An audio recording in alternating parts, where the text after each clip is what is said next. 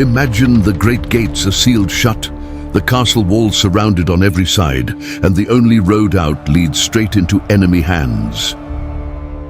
For weeks, sometimes even months, thousands of soldiers would camp outside these walls, patient, hungry, and utterly determined to break in. Inside, a strange and fragile world took shape, one where nobles, soldiers, servants, and frightened children all depended on the very same stone. This is the story of what it truly meant to survive a medieval siege, hour by hour, behind ancient walls that could never be allowed to fall. Long before the enemy ever arrived, the castle's lord had already begun preparing, stockpiling grain, salted meat, and heavy barrels of ale.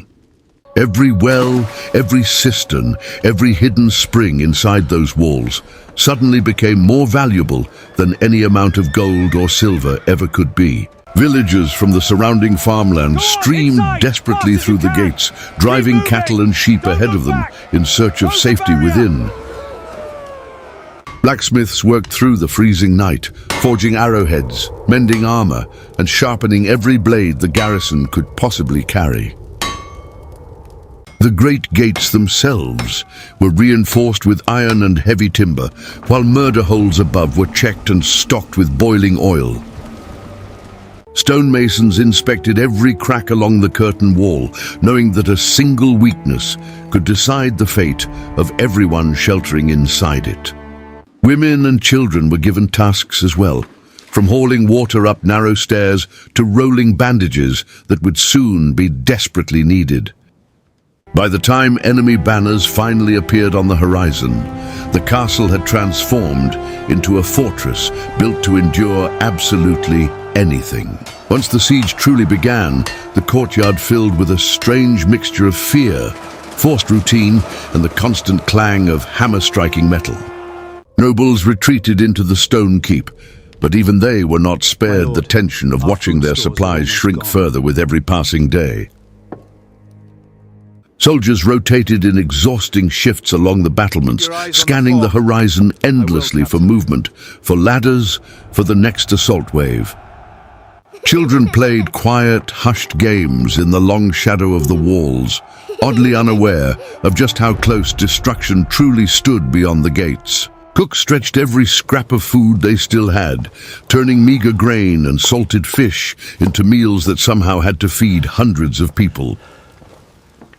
Priests moved slowly among the frightened, offering prayers and quiet comfort as the enemy drums echoed relentlessly beyond the castle walls. At night, flickering torches lined the ramparts, casting long shadows as nervous sentries whispered anxiously about what waited outside them.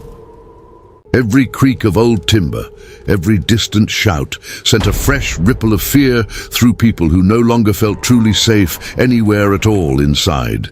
The defenders knew their walls were only as strong as the men willing to stand upon them through freezing nights and long, burning summer days. Archers held their positions steady along the battlements, arrows nocked and ready, waiting for the first sign of an approaching siege tower. When ladders finally struck stone, sudden chaos erupted, and soldiers fought hand-to-hand in spaces barely wide enough for one man to move. Boiling water and heated sand poured down from the walls above, turning simple wooden ladders into deadly traps for the climbing men below. Catapults outside answered with heavy stones and fire, some crashing into towers, others shattering harmlessly against the castle's thick walls. Every attack drained the garrison further, wounds piling up faster than the castle's few healers could ever hope to properly treat them all. Yet each time the enemy finally retreated, a strange and exhausted relief swept through the men, still standing along the battered ramparts.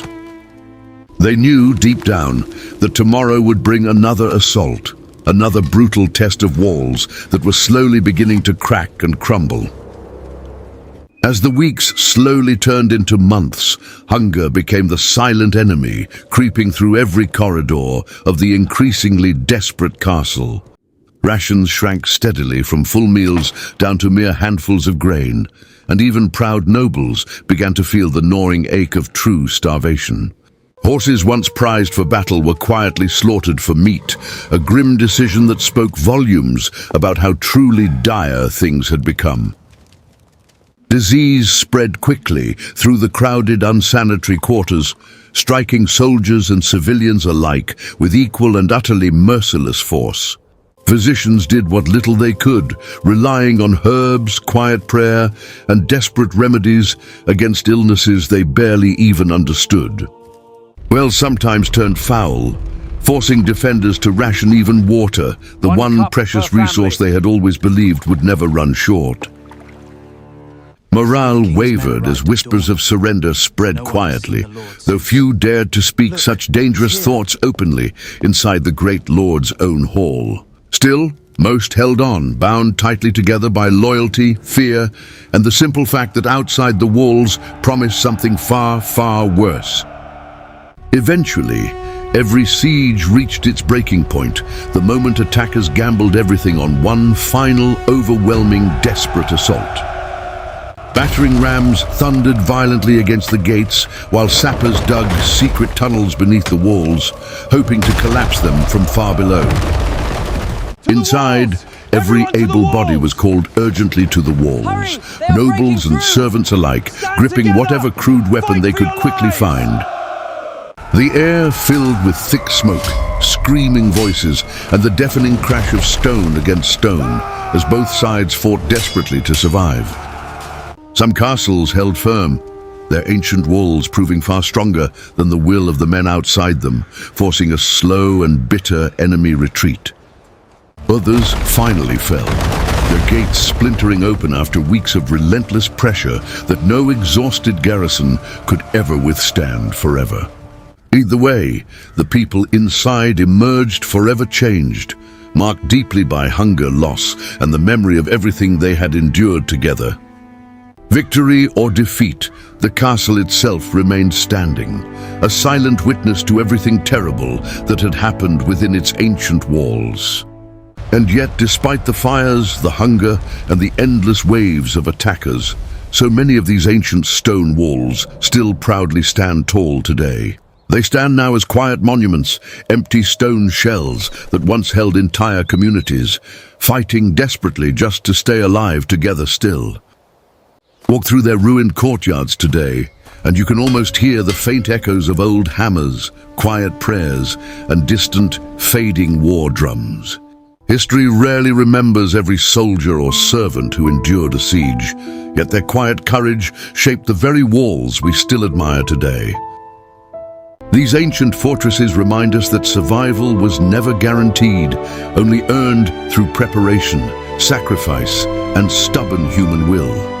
If this journey behind the walls fascinated you, make sure to subscribe for many more cinematic explorations of forgotten history like it.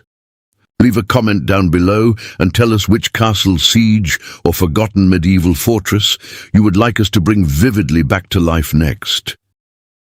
The past never truly disappears. It simply waits quietly behind old stone walls for someone curious enough to walk through the gates again.